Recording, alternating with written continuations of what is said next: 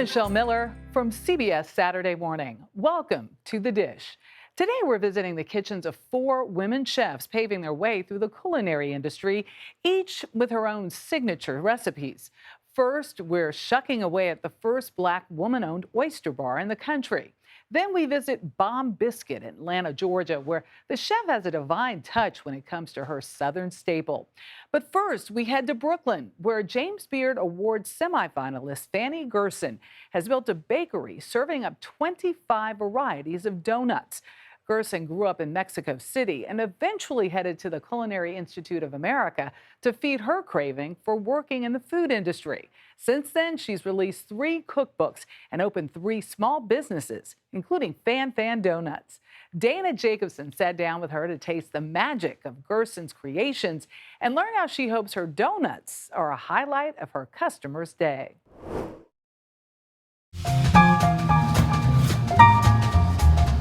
It's fried dough at its finest, glazed treats worthy of the wait, as scrumptious to look at as they are to eat. FanFan Donuts, the creation of Chef Fanny Gerson. What is it that you love about donuts? I love making them. I love eating them. But I think the thing I love most is that they're sort of just a big smile. Instant. I get to make people happy.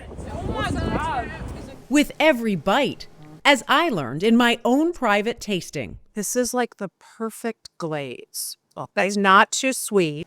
This is going to be really hard to stop eating. I want to finish this one. Yeah, well, I mean, you can't. No, I don't ever have room. Gerson's love of food began in childhood. Growing up in Mexico City, the product of a multicultural household. Her father, Jewish with a European heritage, her mother's family from Mexico. Mexicans love to eat. We have amazing food. So I grew up not so much making, but enjoying a lot of food. Culture, she says, with family and food at their core. A creative kid, she developed an appreciation for cooking, seeing what she called magic in the kitchen. In high school, a trip to the States became a life-changing trip to the Culinary Institute of America. And the moment I entered, I just had this sense of belonging, So I said to my parents, this is what I want to do. And they're like, no. They were not on board. Why not? It's not like they wanted me to do something practical. They weren't wanting to be a doctor or a lawyer. No, they were saying go into art. I said, at least this is an art I won't starve in, But no, I think that they knew this is an industry that requires a lot of sacrifice. Hoping she'd get cooking out of her system, they suggested a culinary school in Mexico City. But instead of getting it out of my system, it was the opposite. It was like, oh my God. And I'm so happy that I ended up doing that because I learned a lot about like pre-Hispanic cooking and Mexican cuisine, and it was just different. And then I ended up going to the CIA afterwards. Which launched her career, working as a pastry chef at established restaurants like Rosa Mexicano and 11 Madison Park.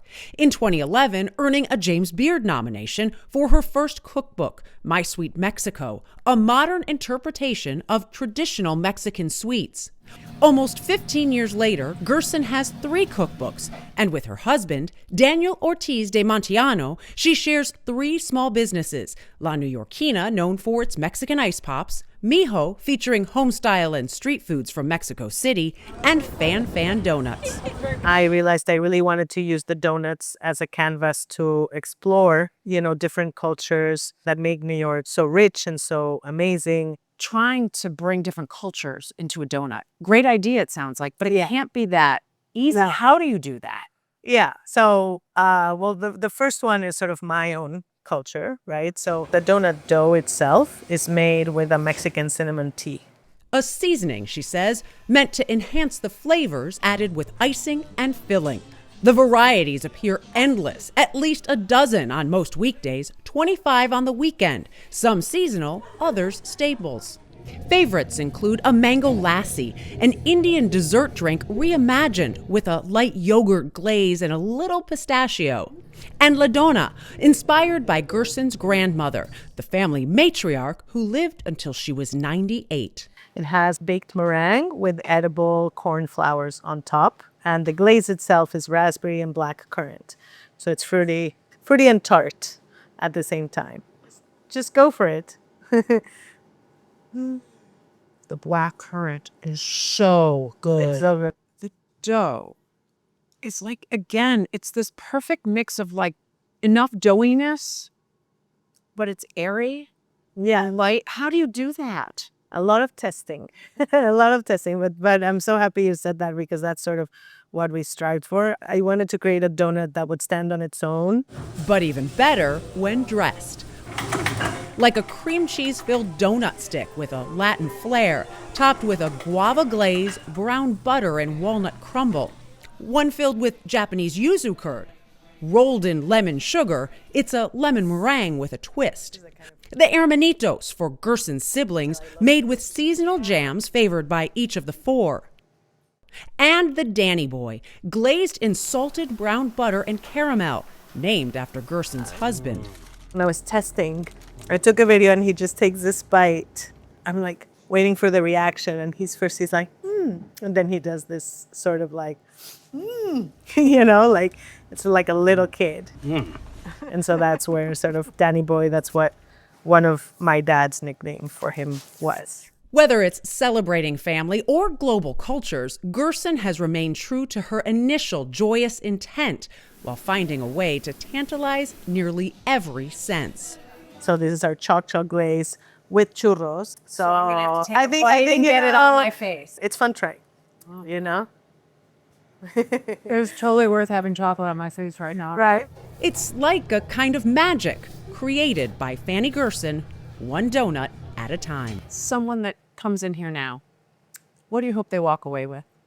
A lot of donuts, a big smile, and just, you know, I want people to just be excited. Biscuit. Whether it's their first time or they've been here, my intention is to sort of share that Mexican hospitality, you know, that you come here, there's music, there's smiles. Hopefully, at the end of the day, we can be a highlight, if not the highlight of your day. Up next, we head to Baltimore to meet a self-taught chef who's converting people to the so-called Oyster religion. Urban Oyster in Baltimore, Maryland is owned by a chef who is not afraid to add a little heat to her flavorful creations. Chef Jasmine Norton started selling oysters as a side hustle, but it soon turned into her full-time gig. Nate Burleson sat down with Norton to learn how she's opening people's minds to oysters and making them more accessible to her community.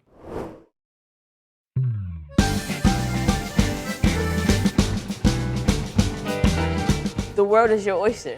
It's one of those most used phrases ever. Right, and to but me, people won't try it. Right. Chef Jasmine Norton knows the raw truth. For many of us, oysters can be a tough food to crack. And here at Urban Oyster in Baltimore, she's heard it all. Nah, I can't do it. That's bougie. Yeah. Nah, I can't do it. It's slimy. Nah, I can't do it. I don't like raw food. Yep. As a chef, what do you think when you hear those responses? I take it as a challenge. A challenge Norton taught me to take on. If I'm doing something wrong, All right. slap me back into shape. I'm Don't actually slap me, but you know. I'm not that kind of chef. Okay. But she is the kind of chef who isn't afraid to add a flame I got a chef. I got a Thank you, chef. thank you, thank you, thank you. and dress up oysters to appeal to our eyes We're building magic right now. and taste buds in these colorful creations with familiar flavors like bacon barbecue, teriyaki, and her best seller. The most popular flavor that we sell is called Cheese Louise. Here is our secret weapon. So what's in there? The secret. Okay, I almost got you. Yeah. But Norton says there was no secret sauce in her recipe for success. I'm assuming that you went to some fancy cooking school, right? I did not. You did not? I did not. I had school loans up the wazoo, Yeah. right? So I would go on YouTube and kind of learn my knife skills from there, right? And then my dad, of course, taught me how to Of shop. course. And Norton's dad, Gregory, was willing to teach this first-timer how. Twist the knife to the. There you go. You have to hear that pop. Okay. Yeah. I appreciate you, Coach. But prying open these half shells, Fire especial. Wasn't half as hard as the doors his daughter had to pry open to start what she says is the first oyster bar owned by a black woman in the entire country. Was there resistance being black, being a woman? Absolutely. Really? All of those things. A lot of times people would come and, who's the owner of this place? And I'm just like, that would be me. Norton started selling oysters as a side hustle in New York.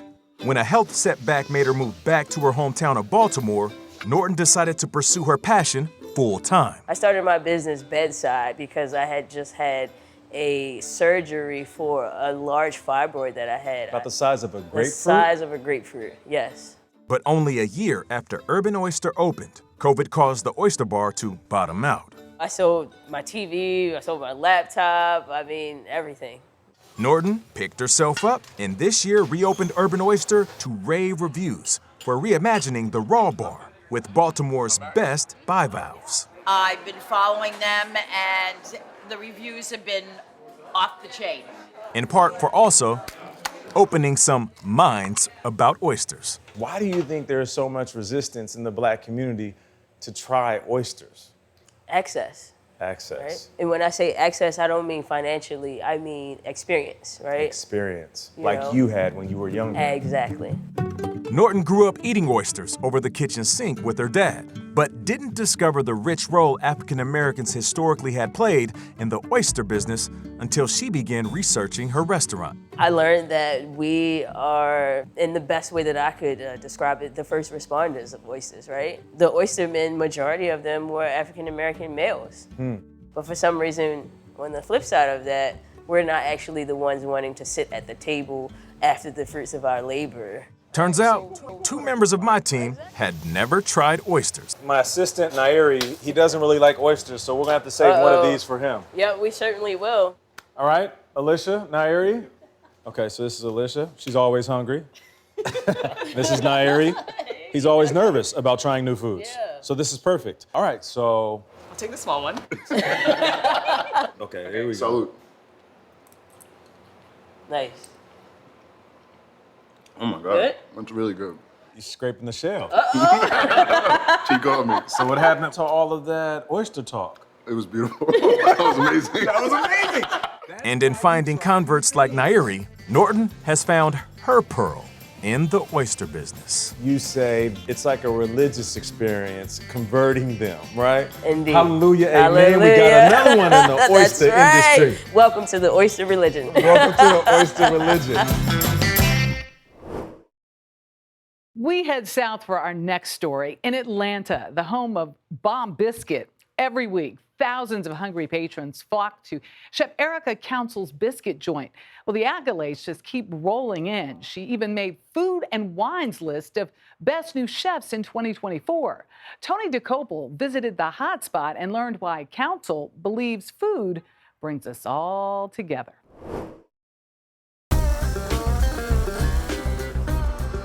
At Bomb Biscuit in Atlanta, they are cooking up the goodness for thousands of people every week. People craving classic buttermilk biscuits piled high with fried chicken, pork, or egg and cheese. Southern staples that have turned Bomb Biscuit into a hotspot for breakfast and beyond. Thanks to founder and, say it with me, Chef Erica Council. It's been kind of crazy to think of myself as a chef. Yeah. I like to consider myself that. I was going to ask you that. Do you go by cook, chef, kitchen I just lady? go by Erica. She is now one of Food and Wine's best new chefs of 2024, a title that over the decades has gone to some of the most famous and influential names in all of food. And now, for the first time, goes to someone whose primary medium is the humble Southern biscuit. And what Erica Council brings to cooking comes not from culinary school, but from her North Carolina family. One of her grandmothers cooked professionally, founding Mama Dip's Kitchen in Chapel Hill, while the other cooked communally, you might say, for just about everyone. And you go to the back door, knock on the door, she fix you a plate. To the point that when she passed away several years ago, the people would come around and just say, we just feel like we needed to pay our respects, and we leave flowers on the porch. Wow. I just wanted to learn how to make everything she made, and I wanted people to feel the same way about me. Those first biscuits she made with her grandma Geraldine were far from a success. Because I burned them very badly. All of a sudden, you hear the smoke. It's like smoke. You don't hear it. You see it. You smell it. And my grandma, she comes running up there with like a broom. And like they were all burnt on the bottom.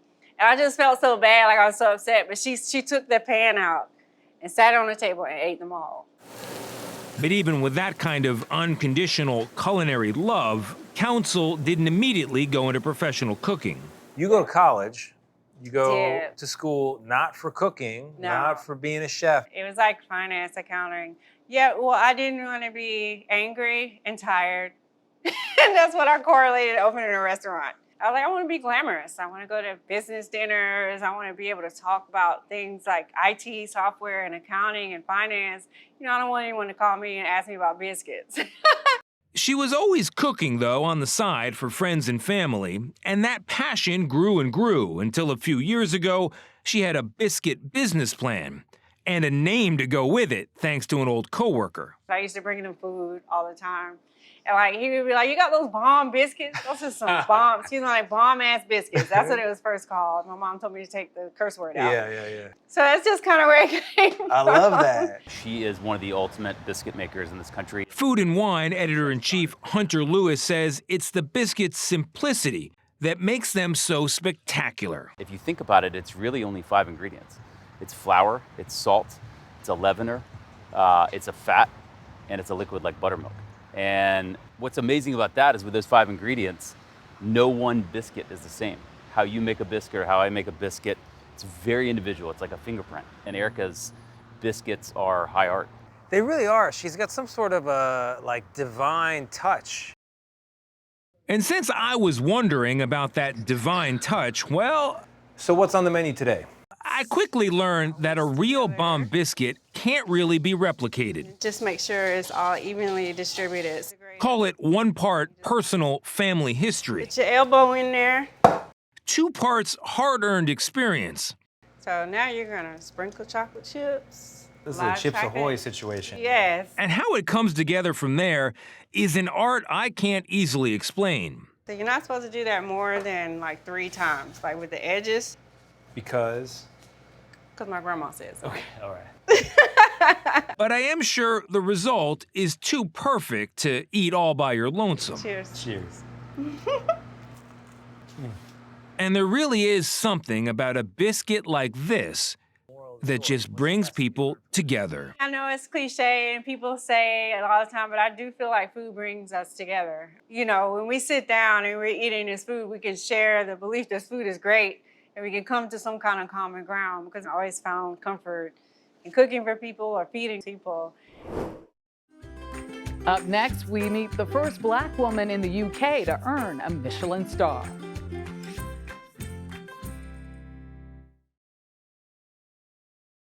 Adejoke Bakari opened her restaurant, Chishuru, to introduce bold West African food to London diners. Her dishes represent different regions of West Africa, along with the tribes of her own parents. Remy Inocencio sat down with her to learn why she believes food is not just a sustenance, but a form of worship and care. Why do you think it took so long to get to you? Oh, they were waiting for me, for sure. Here, in the cozy kitchen of Chishuru, Asaro on one.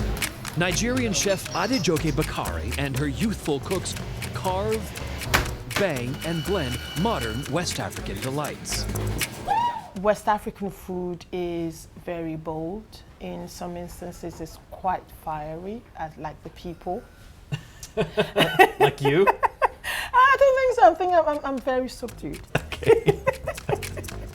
Joke, as her friends call her, is very humble. Her dishes, made with rice and chickpeas, stand out, representing different regions of West Africa and the different tribes of her mother and father.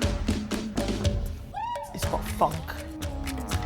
Let's start with moi moi. Moi moi, okay. A savory steamed pudding of black-eyed peas and bright orange duck eggs, topped with chitour, spiced chili.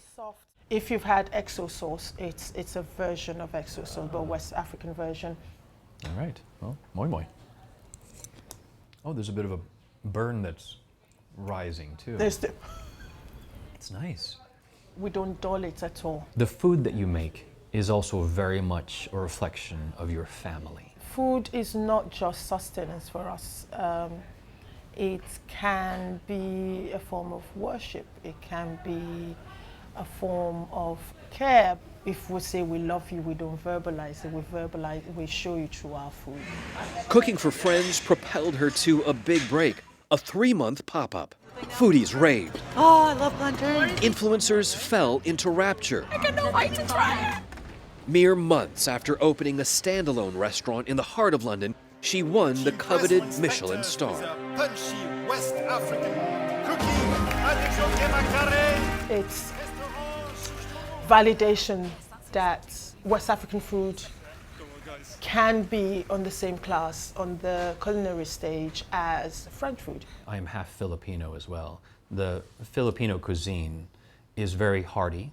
However, it's not seen as something that's very elevated. What do you say to other chefs? What do you say to them to inspire them to say, hey, break that mindset? Firstly, let's not use the word elevated, because then we are feeding into that trope of ethnic food being not. Yeah. We've kept the heart of everything, just make it restaurant style. People will come, for sure. The name of your restaurant. Chishuru. And what does it mean? It means like the silence that descends when you're eating. You don't talk, you just want to be in that moment. And more people new to West African food are finding that moment, that Chishuru. Does it surprise you that you're the UK's first black female Michelin chef? It does, and it's a bit sad. It does, yeah. Yeah, why is it sad? Black women have been cooking for a while in kitchens, and recognition hasn't been given to them yet. Yeah. So I'm just so happy that this has happened, because people can go, okay, and representation matters. If you see you being represented, you can be, yes, I can go there, I can get there. Someone believed in you. Yes. That opened the door. Yes. You walked through. Oh, yeah. And that led more people to believe in you. Yes. And now you're famous. Basically, right? I don't know about being famous, but hey. For more stories like these and live coverage of breaking news, stream us right here on CBS News 24/7. I'm Michelle Miller. We'll see you next time for another helping of The Dish.